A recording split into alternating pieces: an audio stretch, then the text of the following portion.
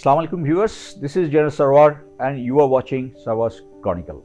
I'm here after a long break. Usually I like talking about history and military life, but today I thought of doing a very different kind of session. Guess what? I'm sure from the thumbnail you have a clue.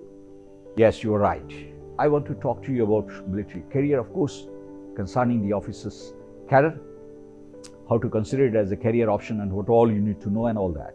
Might sound a little offbeat, but this is something I like as it connects the youths, especially my students. Been in the school, college and university.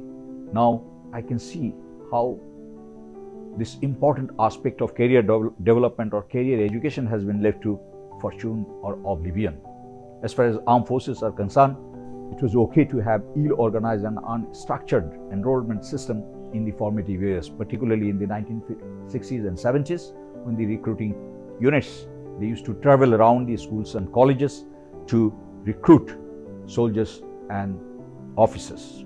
But gone are those days. Our armed forces have transformed from old khaki days into a very modern outfit, digitized, knowledge-based, highly trained and whatnot. Yet the public perception and the visibility of armed forces have not been that vibrant, and that's why the defense aspirants are not much aware of what is happening around, let alone considering it as a career option. So is this talk. Not everything you might like in the talk, but if there is little solace, some new ideas, some directives, some guidance or some positivity, that should be worth taking back home. You never know. Sometimes small little things might turn out to be a very important life lessons. I can tell it from my own experience. No big lectures, no great names, no great captains that I taught as much as I learned from the environment or from informally talking and watching someone, something, somewhere. Once some of my seniors told me, don't lend money, even if he is a very close person. Whenever I did it, I lost both money and the relations, but never afterwards. So if you want to help someone, please give them little, but once for all. You will stay happy without any regret. I'm not trying to be a rainbow in your dark cloud, right? I'm just trying to tell those youngsters, those who have just passed the ACC exam and now moving around to discuss their parents, elder brothers, teachers, sisters, to find out what is the right subject, what is the right department, or what is the right coaching center or a perfect career for them. This is going to be a very important decision, and I'm sure this will impact the rest of your life. I can bet almost everyone feels nervous at this stage, as much as one does while taking up a marriage decision, thinking to be or not to be, or where I'm landing, what's going to happen and things like that. And why not? After all, these are all life-changing events. This is when one needs counseling. We have a serious taboo about the word counseling. Whenever we talk of counseling, we consider it is something like mental health hazard or mental health issues. But it is much more than mental health issue that we generally think about. It's about guiding and helping someone to solve someone's social, personal, professional or psychological issues. We all do it, right? Even you are doing it on a regular basis. Just remember how effortlessly you deliver free lectures and advices to your friends and juniors, even when you are not asked for. But when the subject matter is little tough, tricky, then we look for someone with experience and prudence. And that's where the professional counselors come in, particularly I'm talking of the career counselors. What do? They help us in identifying our potentials and vis-a-vis what is comfortable for me or someone else when he is going to pursue education or a career. Do you think everyone needs counseling? Some people, they grow up knowing exactly what they will do in their life. Say, if your father is a businessman and he has got a business, he is probably will send you for a MBA degree or a business degree, and he will ask you to run the show when you return. And if you are a son of a politician, even better. You are already a leader and you don't have to do anything. In fact, it's like as if gene tool is the only way to produce the political leaders. At least that's the culture that we see in our region.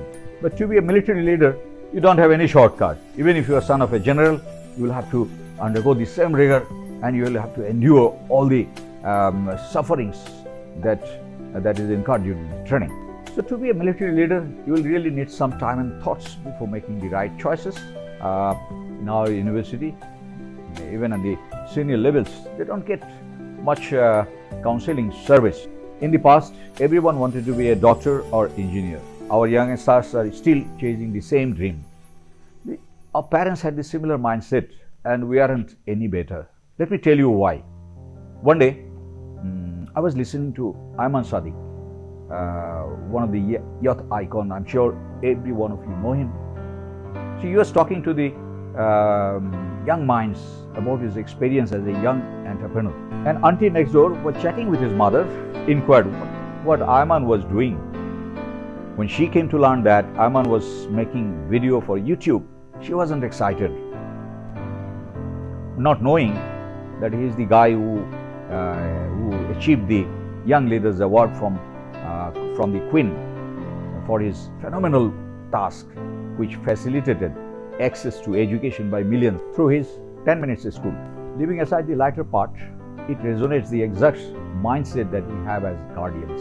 We are beginning to understand the importance of career counseling, but who does it for the armed forces, particularly the defense aspirants? Quite understandably, those who are from the cadet college, including a few military brats, they are more or less aware of the business and they don't need extra motivation. But there are 70% cadets, those who are joining from the non-military background. Where will the edifice of their moral and spiritual foundation come from? Whim, delusion, photographs, pictures, stories, and where from? The armed forces that you see through the rosy images of the smartly turned out parade, skydiving, gun salute, and fly past don't exactly manifest the plight of the soldiering. Still, people are so jealous of them, not realizing what and how it cost them to get there. There is a saying that don't judge a book by its cover. You must have watched that TVC where a young lad, while returning from the playground, watched a billboard and suddenly decides to join in the armed forces and his life changes. Resonating that famous Latin phrase, Vini Vidi Vici, I came, I saw, I conquered. Honestly speaking, only a movie star and a jackpot winner can dream of such life. But in the armed forces, you will get nothing ready in a platter. As a human being, we live by chance, we love by choice, and as a soldier, we kill by profession. So soldiering isn't an easy task, neither it is a dil ka laddu. Jo khaya wo bhi fusaya, jo na khaya wo bhi fusaya kind of an adventurism. That in one fine morning, you will wake up from the bed and decide to join in the armed forces just because you need a job. If you really need a job, there are plenty of 9-to-5 jobs in cozy environment with timely promotion, increment and all that. That is something that will suit you. If you still feel this calling is very intense and you are determined to endure the hardship and sacrifice that come along, love the way the life is, and you take pride in being a soldier, probably you're making the right move. You may be wondering whether everyone joining in the armed forces needs such introspection or evaluation. Maybe, may not be. Those who do not, probably they end up early in the career, while others adapt with this new life. Just like live it or learn to live with it. Our academic curriculum doesn't invoke much patriotism in the young minds, be it movie, theatre, drama, serial, OTT platform, and stories. Nowhere you will find adequate portrayal of our armed forces. None can tap your warrior instincts without storytelling that demonstrates courage and valor. The stories of their martyrdom in 1971 war, their daunting role in establishing global peace, and enduring life in Chittagong Hill Tracts will melt your heart with pride and patriotism. Historically, many armies, they carry a colonial baggage, but ours is a very different one. It was born out of the ashes of wanton destructions carried out by the Pakistan military in erstwhile East Pakistan when it had been its integral part.